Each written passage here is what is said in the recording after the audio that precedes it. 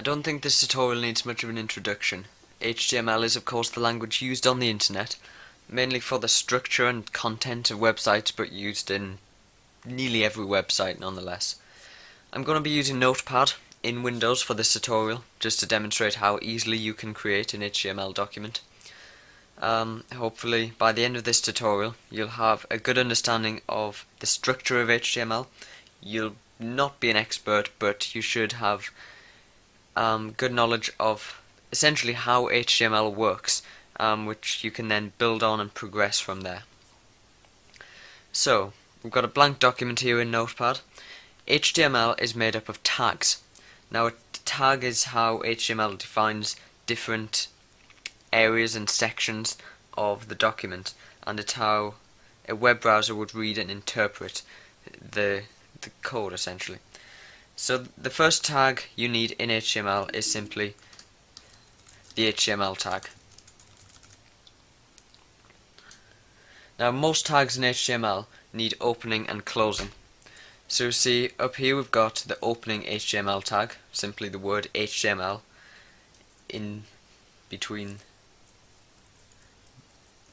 these symbols. And then down here we've got the closing HTML tag, which is nearly the same of course as with a forward slash put in there, and that defines a closing tag. So everything in this particular HTML file will now go in between these tags. So I'm gonna use tab to indent the tags within it. It's good practice, it makes HTML much easier to read. So within the HTML tags we have two sections. We have the head section, so we have an opening and closing head tag, and then the body, which needs an opening and closing body tag. So this is simply the basis and the basic structure of an HTML file. So I'm just going to go through some vital tags and some really basic ones that you need to know to start building websites in HTML. So in the head section, this is where like information about the page would go. In the body section, this is where the actual content which is displayed to the user would go. So we'll start in the head section. All we really need up here for now is the title tag. Now this is the text displayed in a web browser's title bar. So we'll just stick in there hello world, for example. So if we were to save this now, we must remember to save it as an HTML file.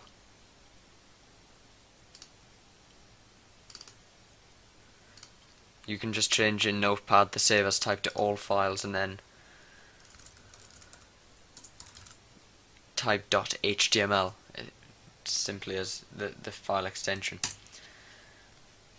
So if we were to save that and then open it in a web browser, we would get a blank page, but it should say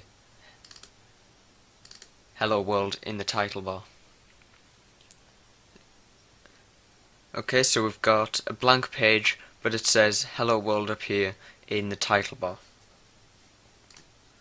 So now we want to add some content to the page. So usually the first thing you would want is a title. HTML has some handy heading tags. We've got H1, which would create the biggest heading. A heading in terms of style simply increases the font size and makes it bold. So that would be opened and closed, just the same as the other tags we've used so far. Then after H1 you have H2, H3, H4, H5 and H6, which get smaller each time. So H6 would be the smallest heading you could have. So H1 would be the main heading, then you'd use H2 as a subheading, for example. So we're just going to use one for now and stick hello world in there. And I'll keep switching to Internet Explorer so you can see the progress we're making. So now we have a heading, hello world. Obvious, that's what we've just created there. So after the heading you'd want some text potentially, and maybe a paragraph of text, so we'd use the P tag. P of course for paragraph. This is also opened and then closed with the text inside. So we could do that, and if we save it, refresh the page, we get a paragraph of text underneath. And because we're using the correct tags, the heading tag and the paragraph tag, and the H1 and the P, the web browser and HTML automatically sets the line spacing, the indents, everything as we would expect to see it. If you wanted another paragraph, it would be a simple case of adding more P tags, and then if I just do that, you'll see there's another paragraph there, again with the line spacing automatically added for us. So you're building an HTML web-based website, you may want an image. So we're going to create an image. Again, I'm doing all of this from scratch just so you can, to hopefully help you understand exactly how it works. So if I just create a new image, let's call it image.bmp.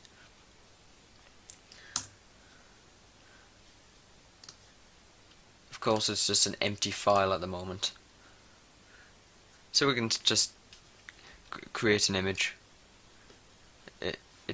Of course it doesn't really matter what's in it, because it's the HTML we're working with here. So we've got an image. We're now going to look at the tag we need to put the image into the web page. So this uses the img tag. But of course an img tag alone wouldn't get us much of an image. The way this one works is we set properties within the tag itself. So we set the path to the image file. And we use src for this, and then it's equals and open and close quotes. And within the quotes we put the path. So I can just use a relative path. I'm not going to go too much into how relative and absolute paths work, but essentially relative path I can simply type image.bmp, and since it's in the same folder as this HTML file, it will work. I could of course go through the full thing by typing like c:\/ documents or whatever it is in your version of Windows, etc. But there's no need since they're in the same folder. If it was in kind of an image folder, it would be images/images.bmp. If it was in a folder one level up, you use .. to go up a level. This is when using relative file paths, which is usually much easier. So also in the image tag you can set things like width. You would do it in the same way. You could do it in pixels, you can do it in %. If you don't put those properties in, then it just displays the original size of the image. So the image tag doesn't actually have a closing tag, because if you think about it, we define everything about the image within the tag itself.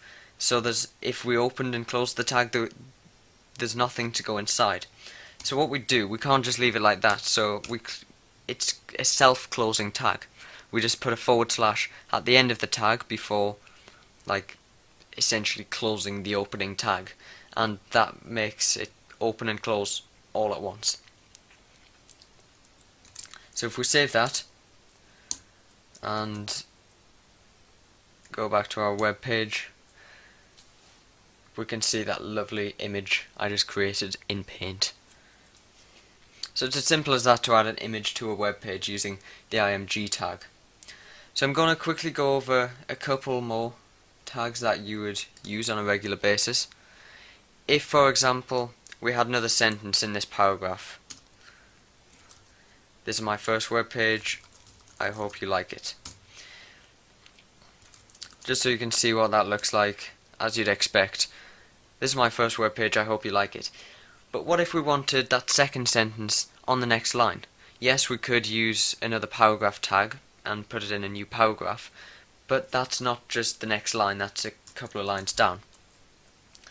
If we want to do that, we use the break tag for just a line break, and that's simply BR.